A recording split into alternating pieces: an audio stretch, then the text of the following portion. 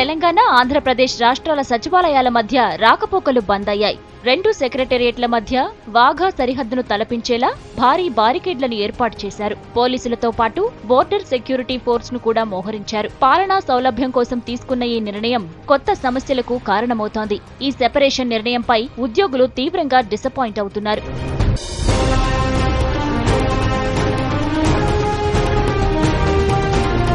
తెలంగాణ, ఆంధ్రప్రదేశ్ రాష్ట్రాల సరిహద్దుల్లో 7 చెక్ పోస్టులు ఏర్పాటు చేసిన 24 గంటల్లోనే సచివాలయంలో ఈ పరిస్థితి ఏర్పడింది. ప్రస్తుతం సచివాలయం సి బ్లాక్ నుంచి తెలంగాణ సీఎం, ఎల్ బ్లాక్ నుంచి ఆంధ్ర సీఎం పాలన కొనసాగిస్తున్నారు. ఎక్కడి వాళ్లు అక్కడే పనిచేసుకోవాలన్న ఉద్దేశంతో పోలీసు ఉన్నతాధికారులు ఇలా బారికేడ్లతో సచివాలయాలను సెపరేట్ చేసేశారు. రాత్రికి రాత్రే వెలసిన ఇనుప కంచెలతో ఉద్యోగులు పడుతున్న ఇబ్బందులు అన్నీ ఇన్నీ కావు. తెలుగు తల్లి ఫ్లైఓవర్ స్టాప్ దగ్గర బస్సులు దిగే ఉద్యోగులు మెయిన్ గేట్ నుంచి సెక్రటేరియట్ లోకి వెళుతుంటారు. ఉదయం సడన్ గా బారికేడ్లు కనిపించడంతో ఎటు వెళ్లాలో అర్థం కాక తికమకపడ్డారు. తెలంగాణ గేట్ నుంచే టీ ఉద్యోగులు రావాలని సెక్యూరిటీ సిబ్బంది సూచించడంతో అష్టకష్టాలు పడ్డారు. చుట్టూ తిరిగి రాలేక బారికేడ్ల మధ్య నుంచే ఆపసోపాలు పడుతూ దాటేశారు.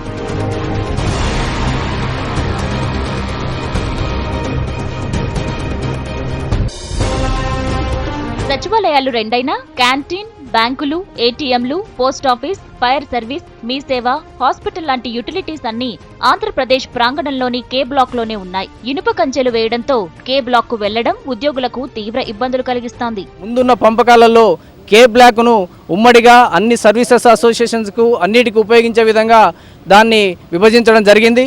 ఇప్పుడు కే బ్లాక్ లో ఉన్న ఎస్బిహెచ్ కానీ, హాస్పిటల్ కానీ, మీ సేవ కానీ, పోస్ట్ ఆఫీస్ కానీ, క్యాంటీన్లు కానీ, క్రెడిట్ సొసైటీ ఇవన్నీ కూడా even Telangana NGOs, TNGOs union సంఘం కూడా కే బ్లాక్లోనే మాకు కేటాయించడం జరిగింది. మేము ఇంకా అక్కడే ఉన్నాం మేము. మరి అట్లాంటప్పుడు వీళ్ళు ఈ బార్డర్ సెక్యూరిటీ ఫోర్స్ ఇక్కడ వచ్చి ఈ కంచె వేయటాన్ని మేము తీవ్రంగా వ్యతిరేకిస్తున్నాం. మార్నింగ్ వచ్చేసరికి కంచె వేయటం ఉంది. మరి ముందస్తు సమాచారం ఉద్యోగ సంఘాలకైతే లేదు.